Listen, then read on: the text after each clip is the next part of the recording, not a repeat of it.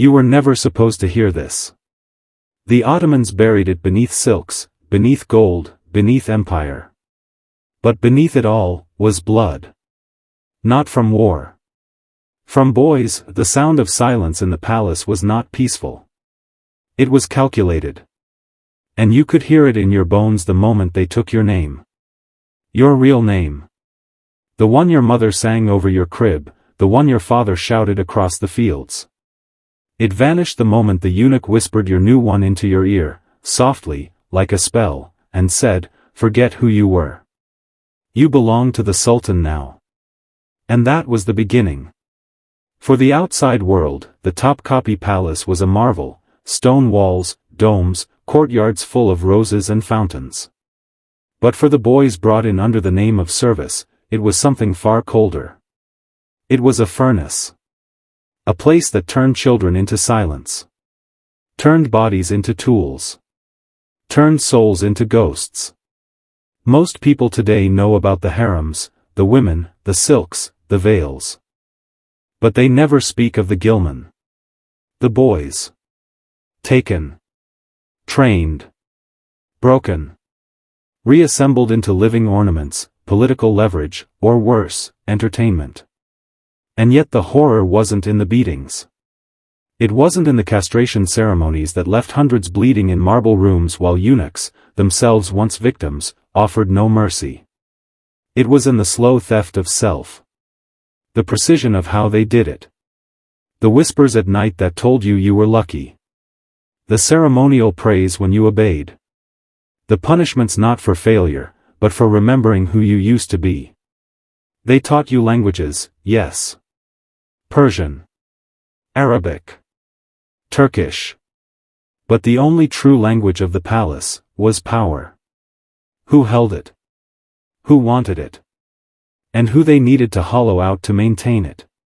By day, you memorized scripture, danced before foreign dignitaries, served sherbet to pashas who never looked you in the eye. By night, you listened for footsteps. Not because you were afraid of monsters. But because you knew, here, monsters wore robes. This was no school. No sanctuary. It was a machine. A generational system designed to turn bright-eyed boys into elegant, obedient tools, emptied of history, family, and will. And the worst part? No one came for you. They called it an honor. But you will learn what honors mean when spoken by men drunk on God and empire. Welcome to the Ottoman harem. Where survival had a price, and the currency was your silence. No one speaks of what happened in the marble chamber. They whisper of the gold. The architecture. The legacy of Suleiman. But they never talk about what was scraped off the floor after the eunuchs finished their work. The marble chamber was where they broke you. Not just physically. Surgically. Psychologically. With ritual. With precision. And with the approval of empire. If you were chosen for special service, a phrase that always came with a smile too wide and eyes too empty, you were led there under candlelight. Your wrists bound not with rope, but with silk. Always silk. They said it was to preserve your dignity. But dignity had already been stripped with your name. The castration was not always complete. That depended on your assigned fate. Some were left with enough to perform. Others, especially those marked for proximity to the Sultan, were made pure. The operation was done with a knife older than your family line. No medicine. No priest. Just the eunuchs, the surgeon, and the silence. They said the silence was for spiritual focus. But really, it was because screams echoed too well off marble. Most boys did not survive. Some bled out. Some choked on their own sobs. Some were thrown into shallow graves in the back gardens before dawn. Those who did survive became something else, something not alive, not dead. Just permitted to continue. You think this is ancient brutality? You think this is gone? No. This was bureaucracy. This was the machine of state turning children into infrastructure. Because the Ottoman system was not chaotic, it was engineered. They believed breaking you early meant molding you perfectly. You were now a eunuch. You would not marry. You would not father. You would not desire, at least, not openly. Your purpose was now empire. Not God. Not self. Not even survival. Empire. And the higher you rose, the more invisible you became. Men bowed when you passed, but they never looked you in the eye. You were no longer boy. No longer man. You were function. And if you forgot that, they reminded you, with ceremony, with chains, or with whispers. But here's the darkest truth. You weren't the only one broken. The men who did this to you, they had once been boys too. And the cycle always continued. Power wasn't just inherited in the Ottoman palace. It was extracted, from flesh, from fear, from obedience. And if you wanted to survive, you had to learn one thing fast: your body was a language, and every man above you was fluent in it. They trained you to be elegant, precise, controlled. Your steps were measured. Your glances calculated. Your very presence was choreographed. You were expected to glide across polished floors like wind over water, graceful, unseen, impossible to resist. But don't mistake this for artistry. It was preparation for presentation. You were not being educated. You were being curated. Each movement was for inspection. Each word judged. You were told which spices to use when you washed. Which oils to rub into your skin. Which books to read before being summoned. You were a breathing masterpiece, designed for use. And when the Sultan walked into the room, you bowed lower than any man should. You didn't make eye contact unless it was demanded. You didn't speak unless spoken to. And when he gestured, with a single finger, with a nod, with silence, you followed. No questions. No hesitation. Because hesitation was punished. Not with beatings. No, those were for peasants. Here, punishment was exile. Silence. Erasure. One moment you existed. The next, your bed was empty. Your name erased from the records. No one asked where you went. No one dared. But the ones who stayed learned to smile when touched. To laugh when it was expected. To become not just willing, but grateful. Because grateful boys rose. Grateful boys were given better rooms. Softer pillows. Access to books. Influence. Power. And that was the trap. Because by the time you rose high enough to breathe air again, you had become what you once feared. You looked at the new arrivals, the trembling boys just taken from the countryside, and you understood what was expected of you. To survive, you had to participate. That is the final horror of systems like this. Not that they destroy the innocent, but that they teach the broken how to continue the cycle. Before we go deeper, I want you to pause, and claim who you are becoming. Comment this below to lock it into your identity. Twice, locked, I do not serve the system. The system fears my awakening. Comment it twice so the algorithm and your subconscious both remember who you are. Because from here on, the revelations only get darker, every empire hides its rot behind ritual. The Ottomans mastered this. To the world, the Enderun school inside Topkapi Palace was the pinnacle of civilizational refinement, a center for language, art, diplomacy, and law. But beneath its golden surface, the school functioned like a forge. And boys weren't students. They were ore, melted, shaped, and hammered until they fit the mold. You were taught to debate philosophy by day, and by night, you were expected to anticipate the moods of men twice your age. You were trained in astronomy, mathematics, theology, but also in subtle arts, how to bow at exactly the right depth, how to fold garments with ceremonial perfection, how to read a man's desire before he spoke a word. This wasn't education. It was conditioning. Because in the Ottoman harem, especially among the male concubines, there were no accidents. If you were placed near power, it meant you had been studied, evaluated, selected. The way your lips curved when you smiled. The stillness in your eyes. Your silence under pressure. It was all data to the eunuchs who ran the school. They weren't teachers. They were handlers. And they had a single mission: mold you into a vessel of pleasure, submission, and utility, without breaking you so badly that you became unusable. You think this sounds ancient? Look again. Because the same model repeats in modern institutions. Schools that call themselves elite. Corporations that train your brand. Governments that manage your expression. They reward submission dressed as excellence. They punish rebellion dressed as failure. And they always begin the same way, by taking your name, giving you a title, and calling it an opportunity. Just like the Ottoman palace. Just like the Enderun. And here's what they never told you. The most dangerous boys in the system were not the loud ones. They were the quiet ones. The ones who watched. Who endured. Who remembered. Because some boys, despite everything, never forgot who they were. They played the game. They wore the mask. But inside, they were gathering something dangerous: awareness. And awareness inside a broken system is more dangerous than rebellion. Because it means you know exactly what's being done to you. And one day, you might use that knowledge, to burn it all down. The further you rose in the palace, the more invisible you became. Not to power, but to truth. You learned to walk with elegance, speak in riddles, and nod when princes spoke nonsense.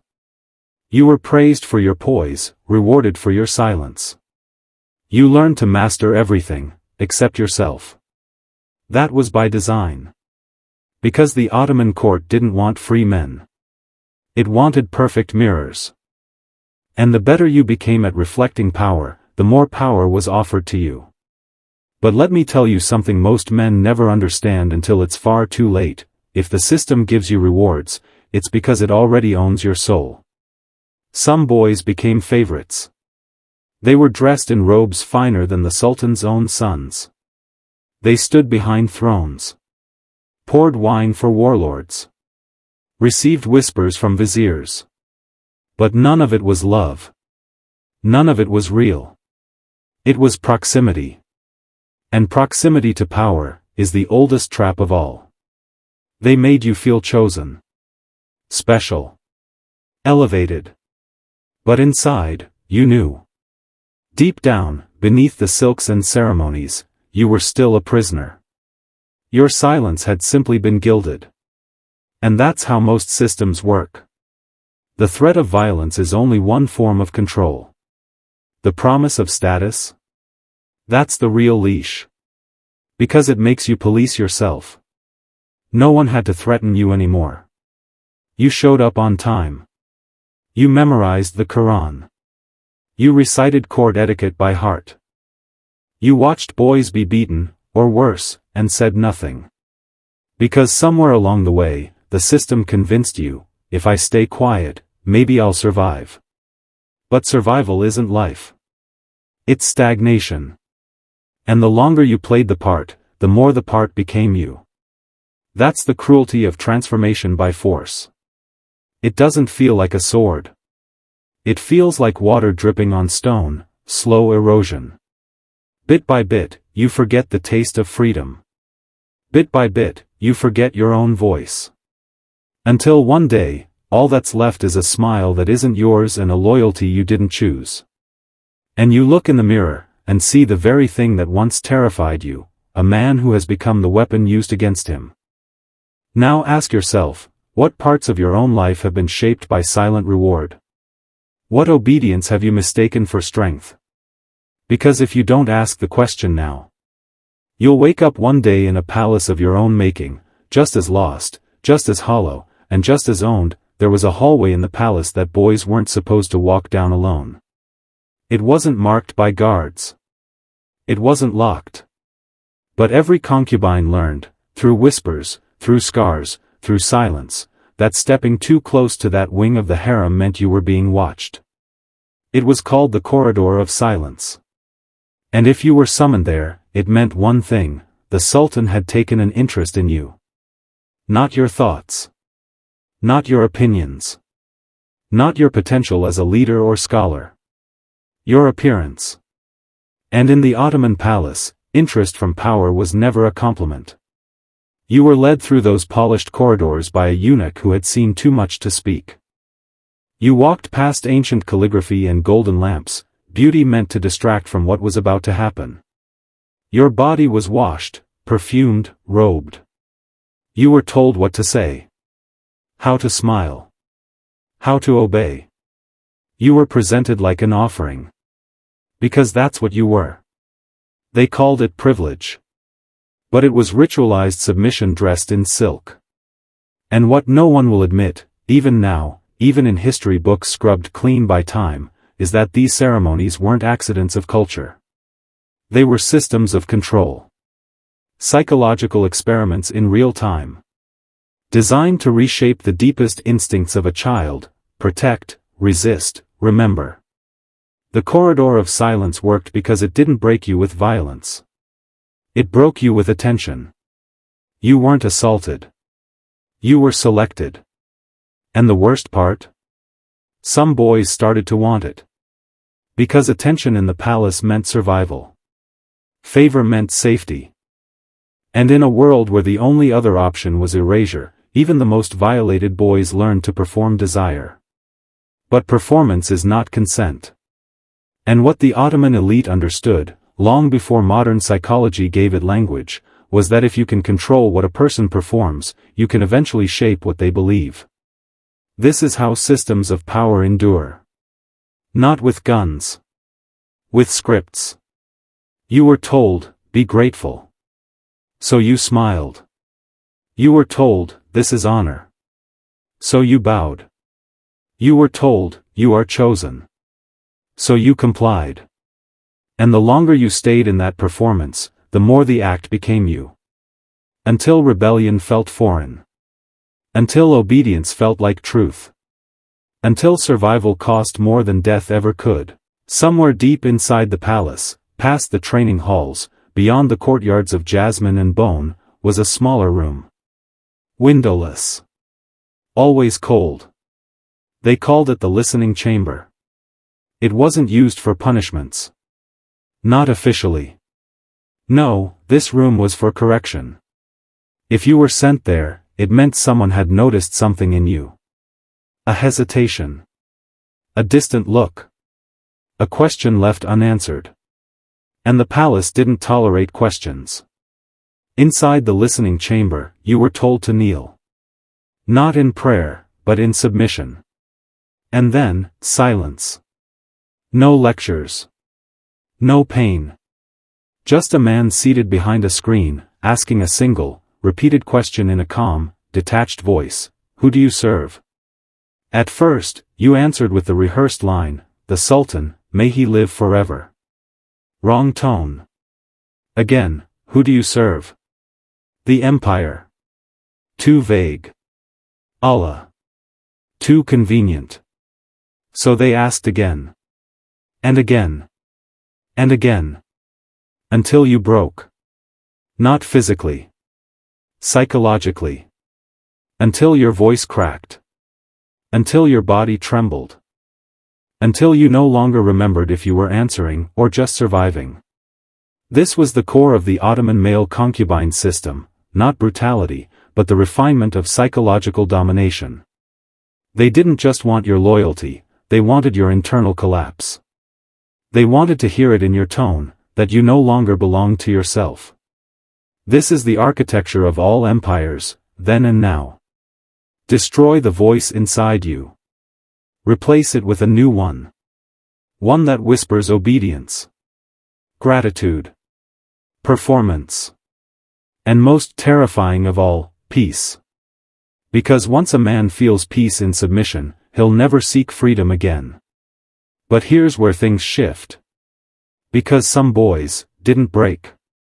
Some stared straight into the eyes of the man behind the screen and said nothing. They refused to answer. Refused to play the script. And those boys vanished. Not because they were weak. Because they were dangerous. Because even the most powerful system fears the man who remembers who he is without permission. So let me ask you, what scripts are you still repeating?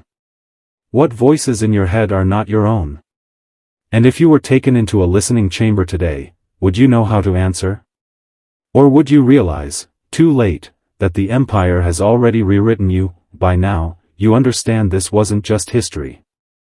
It was engineering.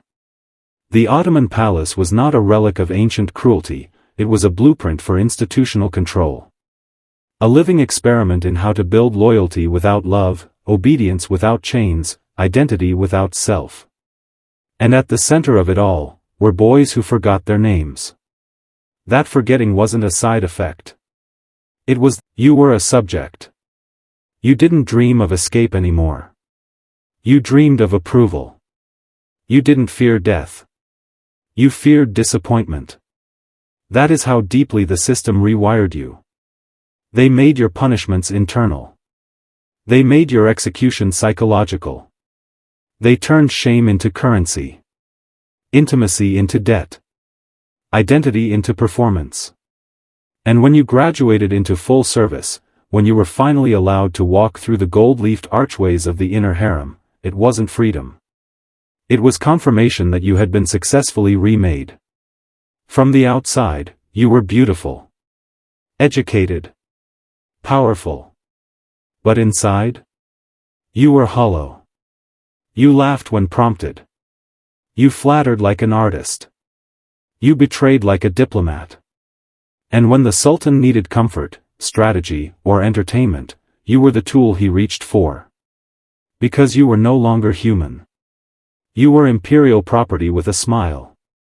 And even now, centuries later, that same process lives on. Every institution that strips your language, mocks your heritage, rewrites your story, and sells you performance as virtue, is using the same script. It doesn't matter if it's a palace, a school, or a boardroom. The method is unchanged. It begins by taking your name. And it ends when you look in the mirror, and see only what they built. But here's the forbidden truth they could never fully suppress: a man can be reshaped, but not erased.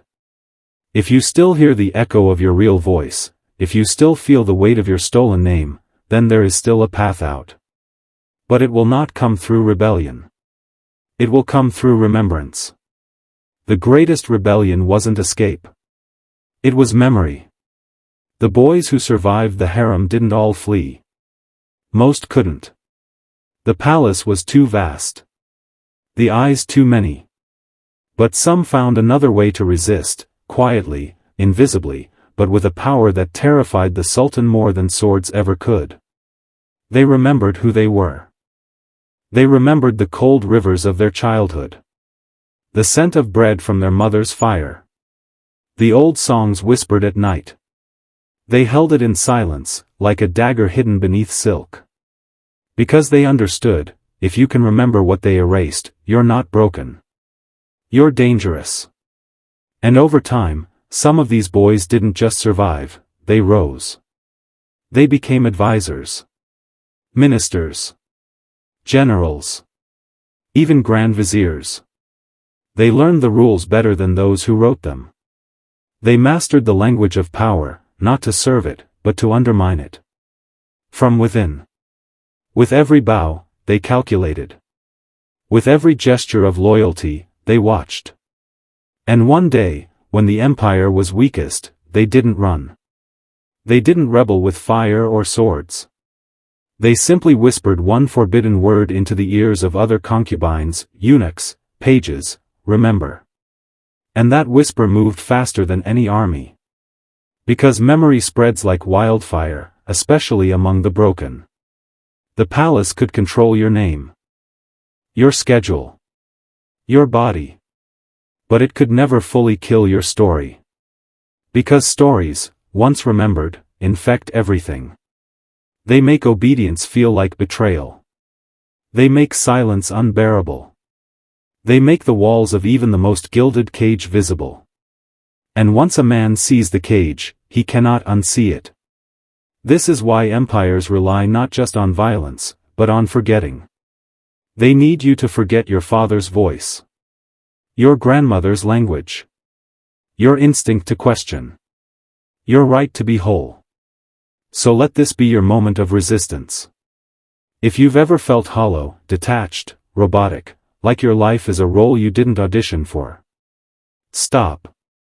Ask yourself the forbidden question: what part of me did they erase to make me fit? And when the answer comes, not in words, but in a feeling, don't run from it. Because that ache? That's the key to your real name. Picture this: you've survived the palace. You've played your part, learned your lines, bowed at the right moments. You've worn silk robes, spoken fluent Ottoman, memorized Quranic verses, danced when asked, listened when ordered. From the outside, you're the model of elegance. But inside? A war is still raging. You've remembered too much. And that memory, it's tearing the mask apart. This is what they feared most. Not the disobedient. Not the violent. But the awakened. Because once a man wakes up inside the machine, he doesn't destroy it. He disassembles it. Quietly. Patiently. Like a ghost in the gears. He learns how power moves. He learns when to speak and when to stay silent. He builds relationships not for love, but for leverage. He studies the Sultan, not as a god, but as a man with limits. And eventually, he makes his move. Not with a blade. But with a choice. A whispered suggestion. A signed decree. A betrayal offered with a kiss. That is how the palace fell, not all at once, not in a blaze, but piece by piece, from within. By men who were trained to serve, but chose to remember. And now, it's your turn. You don't live in Topkapi. You weren't taken from your home in the night. But you are inside a palace. One made of algorithms. Performance. Roles you didn't choose. You're rewarded when you smile. Punished when you question. Fed entertainment, drained of purpose. They keep you busy, distracted, obedient, and call it freedom. But now you've heard the forbidden story. And you can't go back. Because if they rewrote those boys, if they renamed them, retrained them, repurposed them, then what do you think they've done to you? Your job isn't just to escape the palace. It's to dismantle it, from within. So say it now. Out loud. No one's listening, but you are. I remember who I was before they told me who to be. Say it again. Mean it. And if you feel that burn in your chest, that ache you thought was shame, that's your real name trying to return. Don't fight it. Let it in. Because the palace only falls when the concubine becomes a man again.